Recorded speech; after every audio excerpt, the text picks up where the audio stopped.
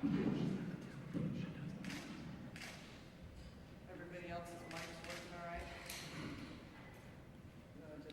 Proceed. Do we have a court report? We do. Sorry, I can't see that.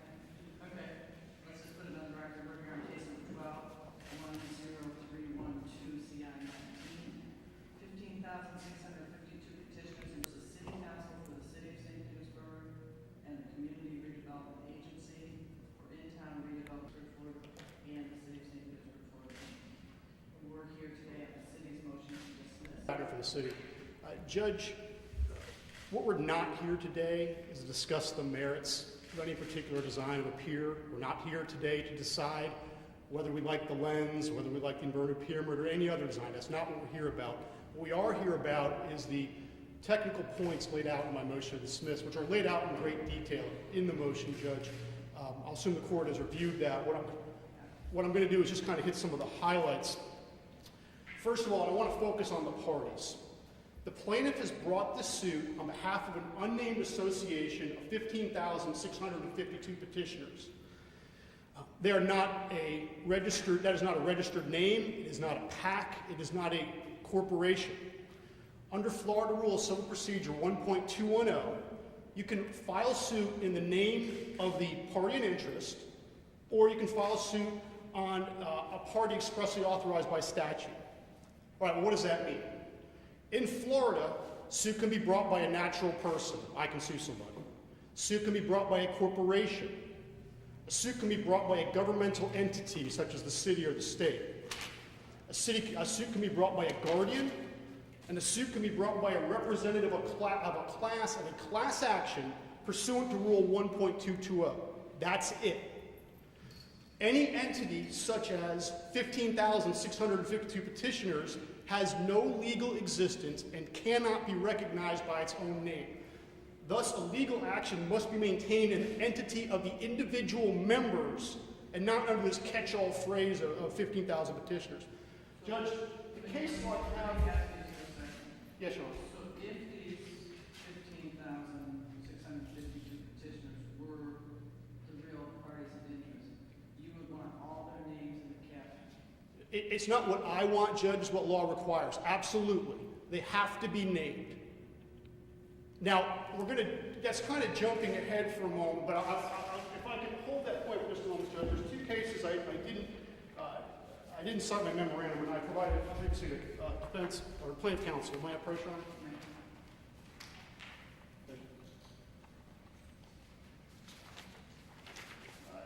The first is Larkin, which is a Fort DCA case of 2008. It's a suit brought by a council member and former vice mayor of Vero Beach against a group called Residents for Truth and another group, Americans for Free Speech, over election issues. The court found that Florida does not allow unincorporated associations to sue or be sued in their own name. It affirmed the trial court's dismissal, and it must be the names of the individual members. 15,562 petitioners is not a corporation, it's not a natural person, it's not a government entity, and there's no compliance with the class action requirements of 1.220. The other case is Johnson versus Meredith, Your Honor, 840 Southern 2nd 315, which is a lawsuit against a fraternity, and the fraternity was unincorporated, and the court again followed that same line of reasoning that Florida does not allow an unincorporated association to sue or be sued in its own name. An unincorporated association is defined by the 11th Circuit Court of Appeals by a number of individuals who associate themselves for the accomplishment of a lawful purpose. That's what an unincorporated association is, and that's what we have here as a plaintiff. It is a fundamental, fatal defect in the complaint, Your Honor. Maybe Ms. Ford agrees on that issue. Do you agree that it's 15,000 plus individual petitioners who are suing the city? May I? Oh. I just thought maybe this was an area where we might have agreement.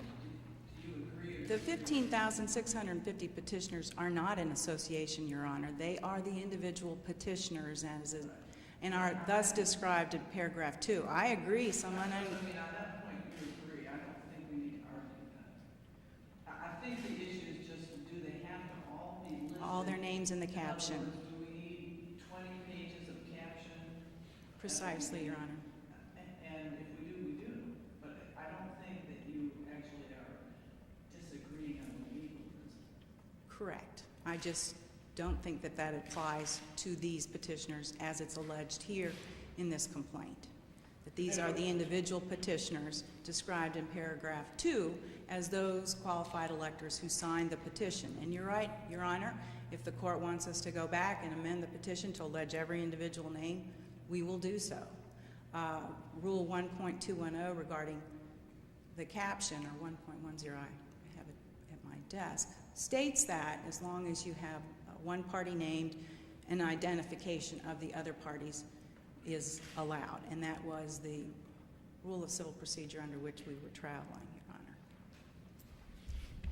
Judge, I might address that to that point then. If we're not disagreeing about the law, Judge, the plaintiff in their response states that yes, these are all individuals are the plaintiffs and that their names are available through the rolls of the Pinellas County Supervisor of Election. First of all, that fails factually and it fails legally. Factually, it's frankly preposterous to believe that a person strolling through Saturday morning market, confronting a petition, hey, do you support the Pier here, sign here, has now consented or acquiesced to be a plaintiff in this lawsuit. Am I supposed to believe that there are actually 15,652 contracts of representation between plaintiff counsel and those folks? Do they have notice to be here? Is there notice reflected in the court file? Is there a single one of those folks here? I mean, maybe there are. How many of those 15,000 even know that we are here today?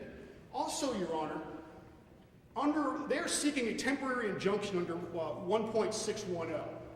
Pursuant to that rule, there's an issue of a bond when seeking a temporary injunction. This is a $50 million project of which the bond in the rule is to be commensurate with the potential damages. Which one of these 15,000 people who don't know about this hearing are going to be required to post a multi-million-dollar bond?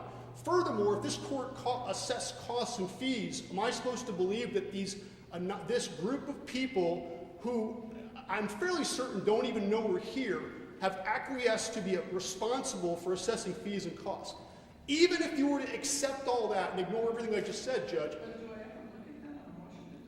Absolutely, Your Honor.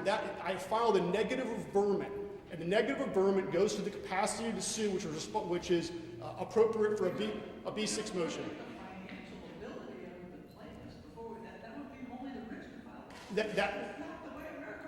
That's, Your Honor, I don't disagree with that, but the plaintiffs at least have to know what they're getting involved with, and by signing a petition does not acquiesce them into being a suit. Judge, I said it failed factually and legally. That's why it failed factually. Here's why it fails legally. You cannot cure a defect in a complaint with an outside document or evidence.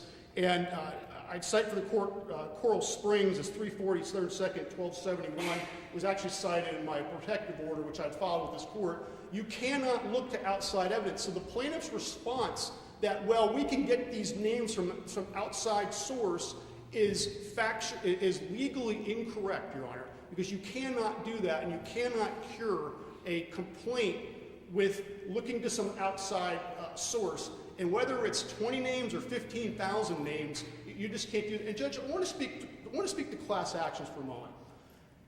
If you were to allow this, it completely circumnavigates and eviscerates the rules on class action.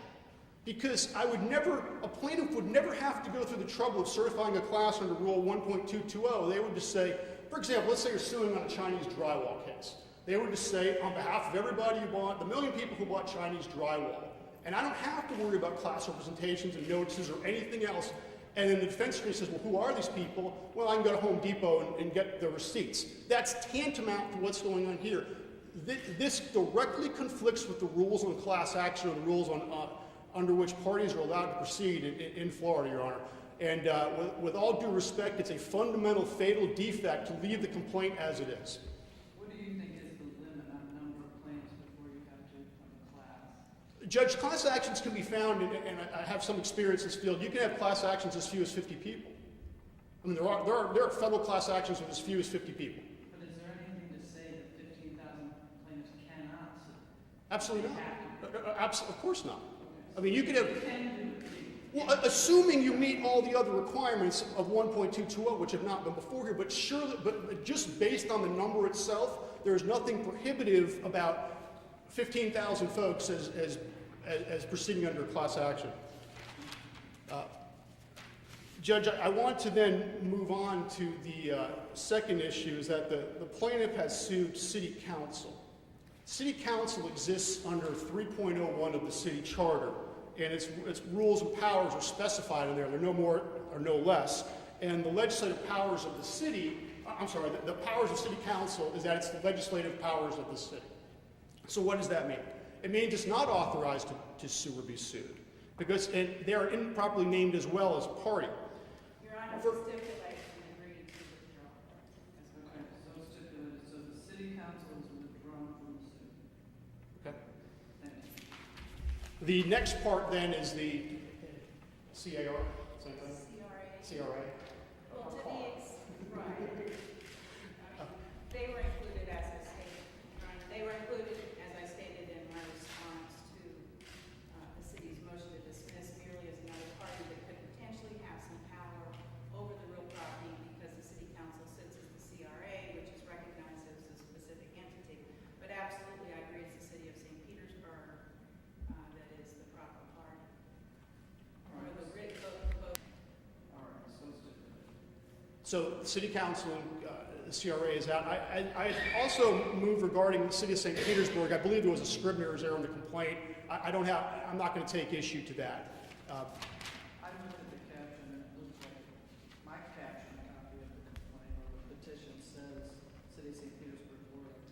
It actually kind of tailed into the back end of the CRA. And it was kind of, I was unclear whether they were talking about the CRA being in St. Petersburg or the parties itself. Subsequent pleading from plaintiff counsel differentiated that. So with that said, I'll take that part out. The city of St. Pete then, pursuant to the court order and allowing the plaintiff to drop the two other defendants, and would be the appropriate party. Judge, turning to the merits to the extent that we would be able to limit it as we are under a B6 motion. First of all, as to count one, if the court accepts my argument that there is a fundamental fatal defect in how the plaintiffs have pled the case with the 15,000, there is no standing as to count one, because the plaintiff Ford, who has individually named herself, is not listed as a party for count one. So the only party would be the 15,000. If the court agrees with me that that's fundamentally flawed, then there'd be no standing at this point. I'm assuming if the court agrees with me, it would be without prejudice, obviously, and the plaintiff would have time to remedy that. But at this point, there'd be no standing. Let me just ask this board, are you one of the Council's suggestion regarding the naming of the 15,652 petitions. Thank you. We'll go back, Mr. Bennett. Thank you, Your Honor. That said, Judge, the crux of count one is the plaintiff's allegation that the city amended Ordinance 715 with Resolution 210-435. Your Honor, I object. We had stipulated that we would only be talking procedurally about the motion to dismiss. Now, council has filed a motion to negatively aver and to strike pleadings. However, as the court knows, under Florida Rules of Civil Procedure, motion to strike must be verified. That was not done here. And council represented to me that we would not be discussing the merits of the case. We were only here on the pleadings. Correct, Your Honor. I'm here on a B6 motion, which was filed in council. I certainly didn't mean to state that I wouldn't be addressing the motion to dismiss. Now, count three, I'm talking about count one at the moment. Count three, I cannot discuss without exhibits, and would be more appropriate for summary judgment. And so I would not be having any issue as to count three, because to count one, it goes to the nature of the cause of action and the lack of a cause of action filed by the plaintiff, Your Honor. So if I could just proceed. You can. I'm ready to motion to dismiss and response. I'll be brief then. The plaintiffs failed to state a cause of action in count one beyond the standing, and here's why. City council can act in two ways. They can pass an ordinance or they can pass a resolution. An ordinance is a law. No open containers down the sidewalk, or bars can stay open till 3 in the morning. They can express their thoughts and directions by resolution. And, for example, teacher X is teacher of the year. It shows their desire or resolve. A resolution states the city's resolve. and does not change an ordinance. It can state a new direction. It can give direction to city administration and city staffers, but has no legal effect upon an ordinance. And the citations for all that are within my motion. Now, the old ordinance 715 discussed renovating the pier that exists today. And that was the law of the land when it passed. And times change, and in August 26, 2010, and these exhibits are all part of the plaintiff's complaint, which the court can properly consider here, Resolution 210-435 passed. It expressed a desire to replace the inverted pyramid with a new structure. That was council's resolve. But it was not a law, and no action of law flowed from it. And the proof's in the pudding because nothing happened to the existing pier following the resolution.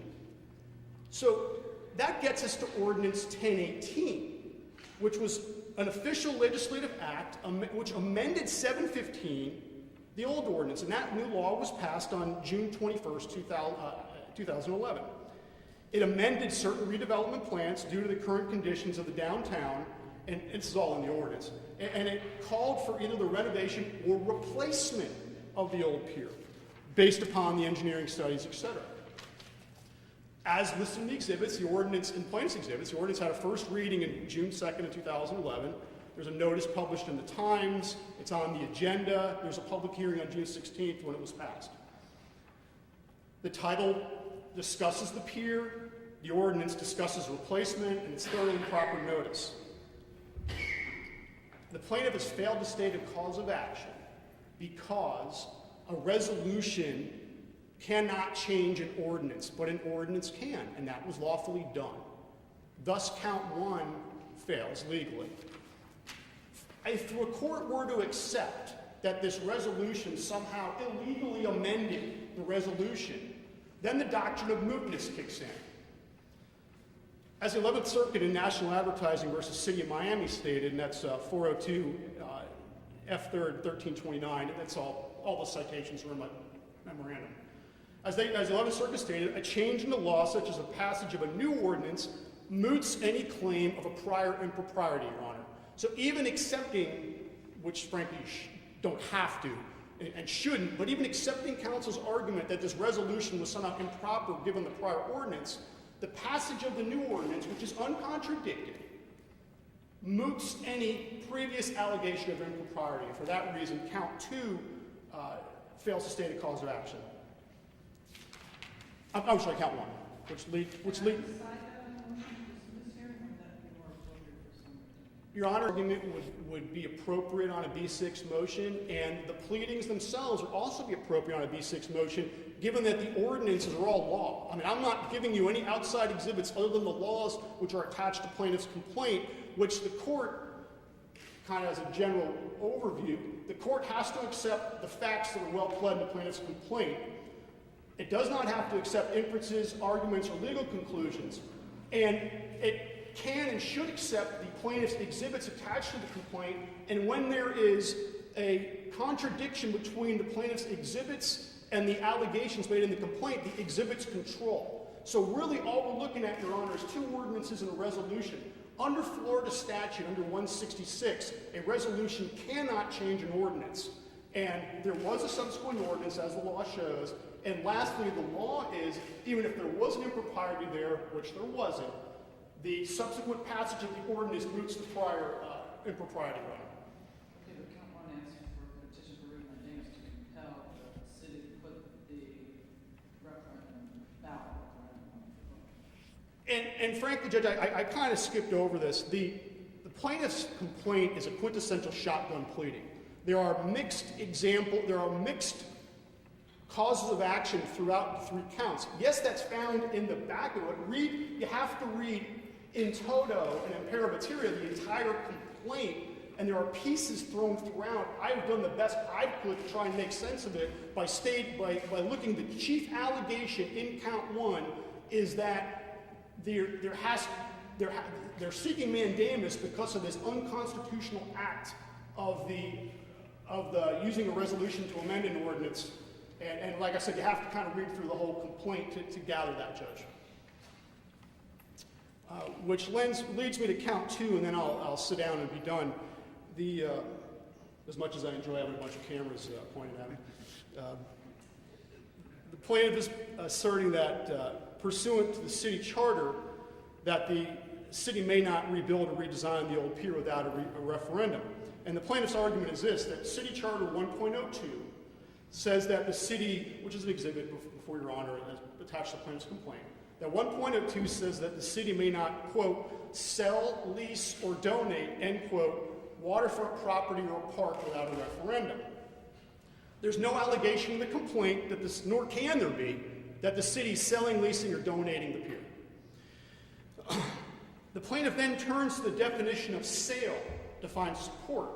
And in the charter, sale shall mean sale, and I love when they define a word with the word that they're just asked to define it with. But sale shall mean sale, donation, or any other permanent disposition of an interest in real property other than a utility easement. So if you take the word disposition and you take it in isolation, that disposition may mean redesign or replace, at first blush it kind of sounds like it has some appeal to that judge. Actually look into the law and the actual factual scenario or the factual timeline of what happened, it's apparent that the plaintiff has failed to state a cause of action, as there is no requirement of the charter for the city to hold a referendum to replace our infrastructure and parks or our waterfront. First, the actual ballot issue, which is contained in Ordinance 780F, which is also before Your Honor, which was passed into law in November of 1984, amending the charter, the ballot question prohibited the lease, sale, or donation except by petition or referendum, waterfront property or parks. That's what the people voted on, and that is the law of the land. Lease, sale, or donation. Disposition, that word was added later as a summary of what happened. That was never on the ballot. Disposition means lease, sale, or donate. Following approval, a definition of sale was added to the charter, probably by Mr. Wynn, I think. And it said sale equals sale, donation, or any other permanent disposition of an interest in real property.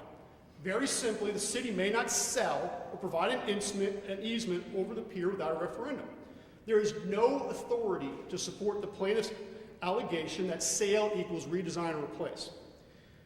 I'm going to use a Latin word. Ejusdem generis. Yes. It's a legal term of statutory construction, and that's the legal standard to use in a situation such as this. It means where you have a list of specific words, such as sale, lease, or donate, and then a general word, disposition. The general word must be construed to refer to the same thing as the specific words. And the citations in my memorandum support that. You also can't have a definition that gives lie to ridiculous conclusions, and that's from the same case. To accept the plaintiff's cause of action, Your Honor, the court would have to accept the opposite of what the law requires. The plaintiff wants you to believe that the general word disposition means replace or redesign, which it cannot mean under Florida law, because that's not how the law works in interpreting the statute, and it was not what was on the ballot. For example, the Mahaffey Theater, anything along the park, anytime we want to redesign or rebuild something, as long as we're not selling it or donating it off, we can do that. We don't require a referendum. The city has never interpreted disposition to mean repair or replace or redesign. Is there any amount of money above which the city? I don't.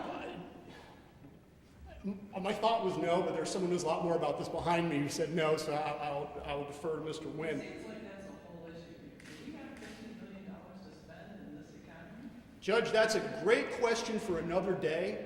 It certainly has nothing to do with what we're here about today. Exactly.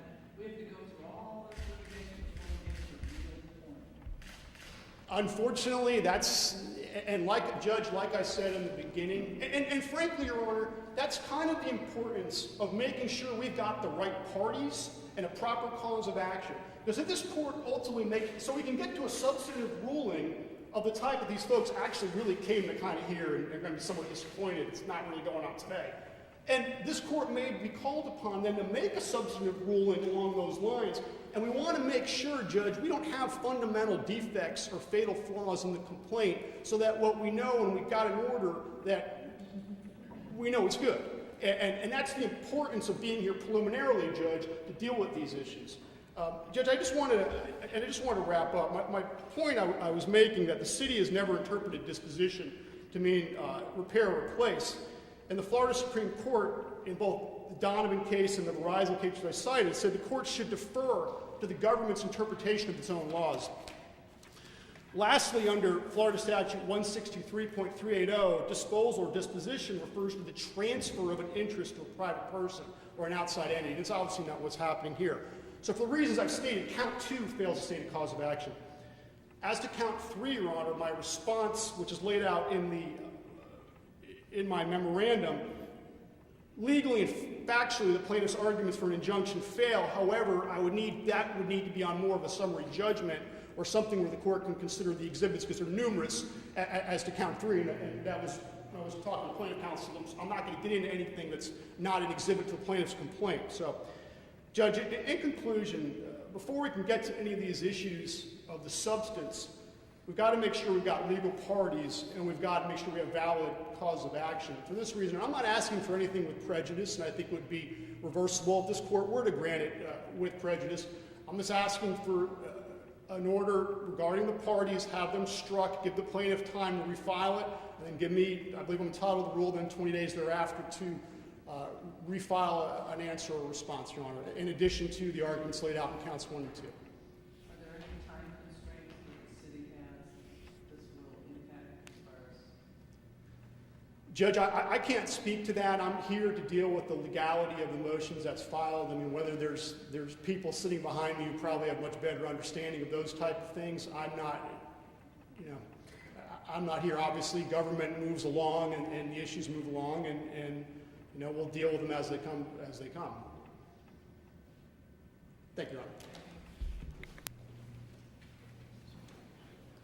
Good morning, Your Honor. May it please the Court. I'm Kathleen Ford, and I'm here on behalf of myself and 15,652 petitioners who signed a petition wanting to vote to preserve, whether they wanted to preserve the inverted iconic pyramid structure or not, and doing that by Florida Statute 166.031, which the Court has been briefed, refers to that Florida statute that allows the electorate to amend their charter by petition. Now, you're absolutely right, Your Honor. The issue is whether we have to name every one of those identified 15,652 petitioners, and I did file with the Court in a notice of filing shortly thereafter receiving the defendant's motion to dismiss the names and addresses of every one of those who would be necessary and proper parties for this action. Now, Florida Rule 1.100C states that, this is regarding caption, every pleading, motion, order, judgment, or other paper shall have a caption containing the name of the court, the file number, and except for in rem proceedings, including forfeiture proceedings, the name of the first party on each side with an appropriate indication of other parties and a designation identifying the party filing and its nature or the nature of the order as the case may be. I think the court has the discretion in a court of equity to decide whether you want to require every one of the single petitioner's names in the caption. We would be happy to amend that if that is what the court requires. Secondly, I'd like to point out that this is not a complaint for a petition for writ of mandamus to redo an ordinance. The reason I pointed out for the court in the allegations the issue regarding City Council's acts are to point out the equitable reasons for this court's consideration for the petition. The court has had, in response to what counsel has stated regarding some of the issues raised in his argument, the court has received a copy of an affidavit from an official that seems to suggest that the petitioners didn't know whether they wanted to amend an ordinance or amend the charter, and yet there was a clear reference to the charter, and of course the city has notice of all of its ordinances and would know that that particular resolution that it passed in August of 2010 was in direct conflict with the ordinance. And contrary to what council has represented, there were significant dollars spent holding a juried design competition to determine who would be chosen to come up with the design. Now, it was very elusive, and I think that's in part because the city officials did not know what would be presented, so they wanted to keep their options open, if you will. Nonetheless, it did not change what the petitioners sought from the very beginning, and that was to have a vote on the pier, amend the charter to preserve their iconic pyramid structure. And let me be clear that you have before you in the exhibits a copy of the original 715G ordinance, which laid out the itemized description of how much it would cost to replace the pier approach, the bridge, the pier head, which surrounds the inverted pyramid structure, and how much it would cost to rehab the inverted pyramid that sits on 4 concrete caissons that sink down to 62 feet below to the lime rock. It's solid, and right now I think the city council is considering spending $500,000 to see what they should do about that if they do go forward on the lens. And this is a timely issue, and I do want to bring that point out for the court. This complaint was filed on August 22nd of 2012. As soon as City Council decided not to put forth this issue on the referendum, we were seeking to get this put on the November ballot. The city filed its motion to dismiss on September 11th, and I know how crushed the courts are with the foreclosure issue here in Pinellas County and all of your other dockets, so we were not able to get hearing time until today, December 5th, 2012, many, many, many months after our original complaint was filed. And since that time, the city has been proceeding to spend money. Now, we had hoped that this issue could be resolved fairly quickly so that perhaps a ballot could be put forth for the March election so that we would have some clear understanding of where we could go on this issue, because contrary, obviously, to what the defendants have stated, we do believe there's a good faith basis for the allegations we've made in both count 1 and count 2 relating to a writ of mandamus under the petition itself, and then a writ of mandamus regarding the municipal charter, and I believe that we have pled all the elements required for that writ of mandamus. But I wanted to bring that point forward because we've been attempting to get this issue resolved quickly to avoid any additional costs related to a delay of construction, because it does cost a lot of money to get things geared up, ready to go. And yes, we are very much aware that a bond of $50 million would require some significant bond payment. But more importantly, it is an issue that's very important to the community, and we respectfully suggest that the allegations have been properly made that would entitle the petitioners to a vote on whether they want to amend their charter to preserve the iconic inverted pyramid structure. It's certainly not disallowed under state law. It is not a reference to a municipal boundary. It is to a capital improvement project that has been identified in a previous ordinance, and as I pointed out in additional exhibits attached to the complaint, the city voted after the pier, or after the stadium debacle, to exclude from those things that the citizens could petition the city on capital improvement projects. There's still a palpable anger in this community about the fact that people did not get to vote on the Tropicana Field Stadium. And it's still not paid off, and it won't be paid off until 2025, and that's a heavy burden the citizens of St. Pete have been carrying. And that's part of the reason. Is there enough money to build this? There is no money. There is not $37 million that's been identified that I have heard of. It's my understanding that money will have to be borrowed, and the carrying costs have been estimated around $23 million. So rather than a $50 million pier, and City Council just passed a millage increase. Petersburg does not have a requirement that they balance their budget like the state of Florida does. Oh, they have that requirement, Your Honor. They do, but they can borrow. Well, under the state's Community Redevelopment Act, Chapter 166, if a city has a redevelopment district, that's the one exclusion or one exemption from requiring voter approval for capital improvement bond issuance. Because theoretically, the ad valorem taxes are not being pledged in repayment. In reality, that's precisely what happens. This issue has been submitted to the Florida Supreme Court. The Supreme Court has said that community redevelopment districts can, without a vote of referendum approval from the voters, borrow money vis-a-vis the bonding process for capital improvement projects. What if the donors pay off? More money can be borrowed to, Yes. and it will. Well, and that's precise. Yes, I mean, ad valorem tax dollars do end up coming into the equation, and you have only to look at the comprehensive annual financial report of the city of St. Petersburg. Since the Tropicana field has been built and since the city has been servicing the debt, and way back in 1984, the experts said it'll only cost the city $900,000 per year that they're going to have to pay for the Tropicana field, the stadium debt. Well, let me tell the court that it's far significantly more, 8 to 11 million, and that's wondering whether you're including insurance costs or not. It has decreased over time.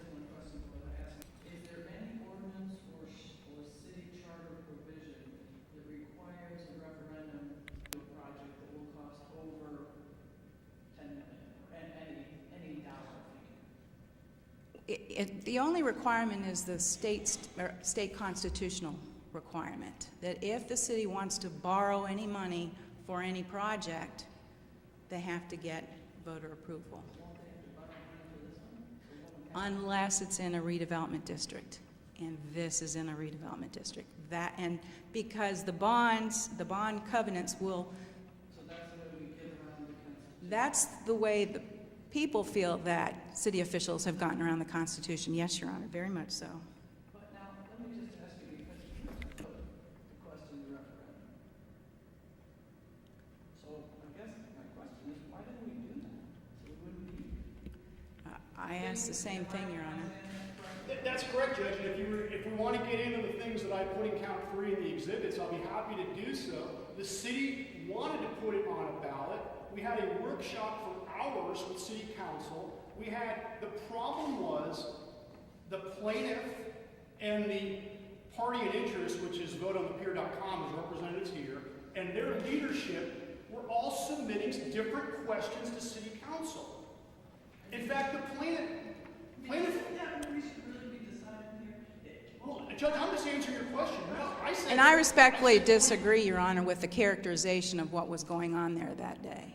And Judge, I said 20 minutes ago I wasn't going to get into count 3 because you're right. Under a B6 motion, we shouldn't. But I'm answering your question. That's absolutely correct. They tried to, but when, for example, the plaintiff submitted 6 different questions, none of which were the actual. I'd term a straw poll, that's going to cause a reaction. What were we supposed to do? I understand all that. Okay. I understand. I was going back to the one sentence of Mr. Pettis in his motion memorandum block that I highlighted because to me it was extremely important. It said the city of St. Petersburg was ready, willing, able, and eager to put a referendum question to vote. Absolutely. That's really what this petition wants. I mean, I know we're doing all this other legal gobbledygook, but that's really what they want. Just do it. Thank you, Your Why don't Honor. we get together and say, let's do it. Okay, there were 6 questions and nobody agreed on what the questions were and they withdrew. Let's just do it now. Harvard's doing that. All right, I'm just saying that maybe we need to mediate this. I'm still gonna rule on your motion to dismiss. And Judge, if you want to send this to me, if you want to first mediation, and I knew that's I'd be happy to.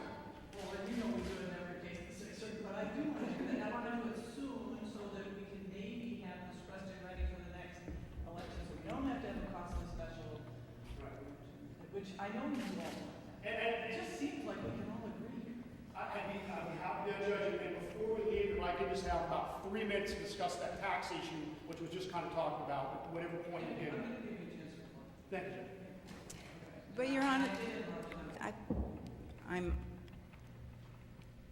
presuming that you've read all of the complaints, the memorandums, and the law that's been provided, but you have keyed in precisely on the issue, and that is that it's the individual petitioners who have been identified, who are the real parties in interest, and who are seeking to have their right to vote to be heard on this particular issue, vis-a-vis an amendment to the charter. And then secondly, I'm a dirt lawyer these days, having litigated for a while in the insurance defense area, and we look a lot at real property interests. And as the court has before it, the inverted pyramid structure is a 5-story, 78,000 square foot building, which I thank Mr. Mark Wynn for bringing it to me. I want to show the court, madam.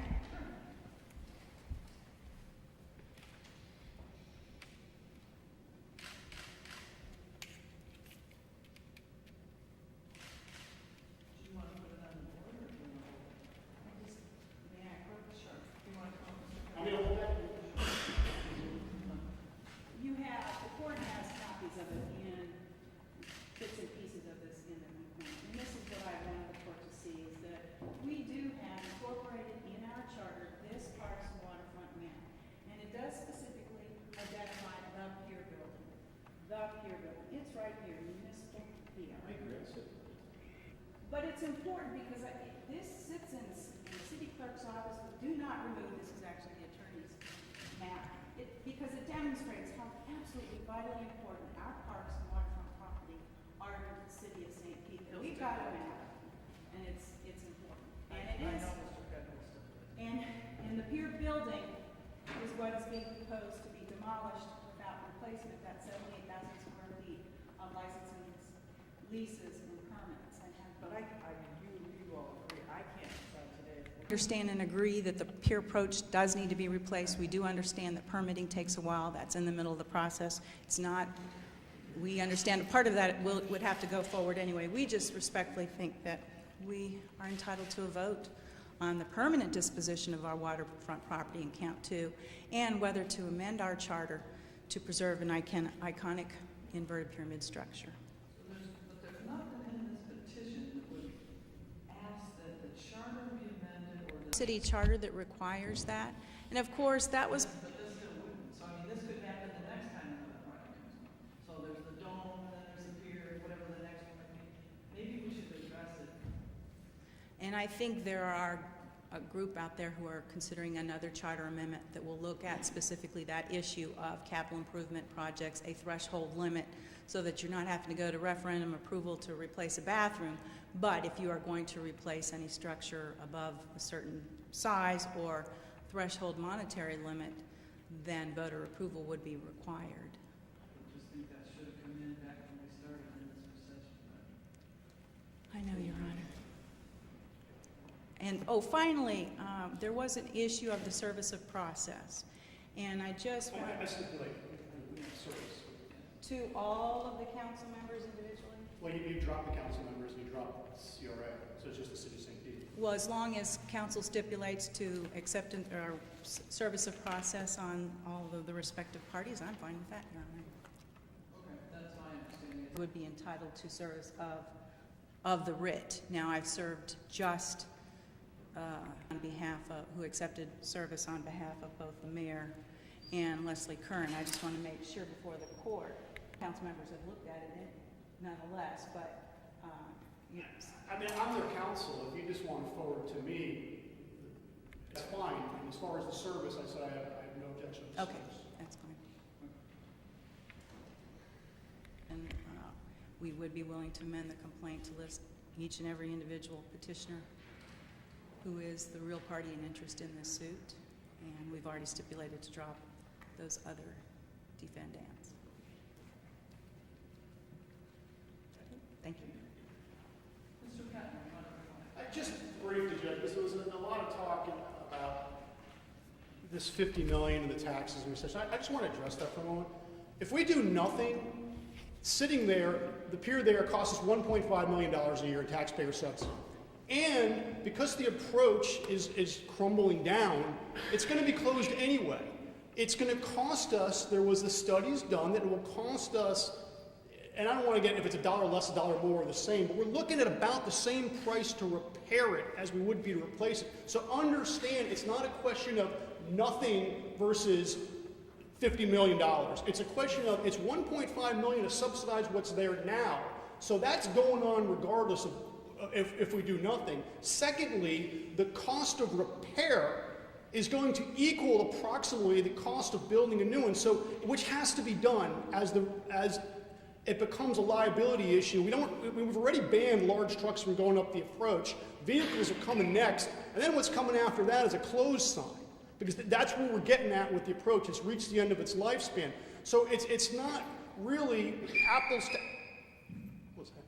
to apples to say, well, okay, it's nothing versus $50 million. It's $1.5 million a year just to sit here, plus it's going to be closed, plus we're going to have to repair it if we don't replace it. And that's what originally what happened between the passage of 715, the old ordinance calling for its repair, and the passage of 1018 calling for its replacement. What happened is the study showed it cost us as much to build a new one and start from scratch without those subsidies as it does to cost us to repair it. And then, of course, the subsidies would keep on going even if we had repaired it. So it's not a question of we're in a recession and it's $50 million, Judge. It's a question of how wisely are we going to spend the taxpayer money, which is going to be spent one way or another. And I'd hazard to guess of those anonymous 15,000 voter or petitioners who are allegedly plaintiffs in this, I wonder how many of them actually even know that they're spending $1.5 million of their ad valorem taxes just to keep afloat what's out there right now. What if the taxpayers vote that they don't want to even spend the $1.5 million anymore? Or be careful. And unfortunately, that's a great philosophical question to have, and you can't conduct a business by having you can't conduct a government by having a referendum every time you're going to make any decision, or you'd have complete paralysis. You know, we just had a vote to build a police station. Are we going to? Exactly, as we both have some familiarity with, and what you have referendums and lawsuits that have gone, and I'm sure it takes a large portion of whomever enough is unfortunate enough to live out on St. Pete Beach, and there be property owners out there, whoever that might be.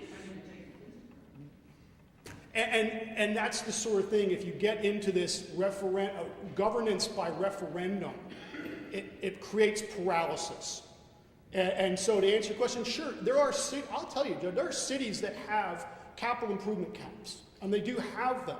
And then what happens is, okay, well, there's a bridge collapsing, and you've got to have a referendum on it, and then that's got to be noticed. And what if they vote no? Then what do? You just put up a closed sign? So, and I want to,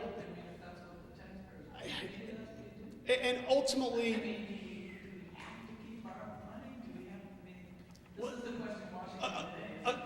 Again, and Judge, I don't want to get into it's not strictly a question of borrowing. It's a CRA district with it's called a TIF, tax increment financing, and there's bonds. And it's not just simple, hey, we're borrowing the money and the budget's not going to be balanced. It's not that simple. I do want to say everything I've just said in the last 10 minutes, and I think probably 75% of the discussion with plaintiff counsel has nothing to do with the matter before the court at the moment. But I do know it's educational, and it's not just a matter of, okay, it's $50 million versus nothing. So, thank you. All plaintiffs are going to be named in the caption of the case. If they want to be plaintiffs. If they want. Correct.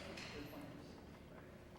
So I would grant a motion to dismiss on that issue as far as the naming of all of the plaintiffs. I know it's cumbersome. I think after the initial filing, of course,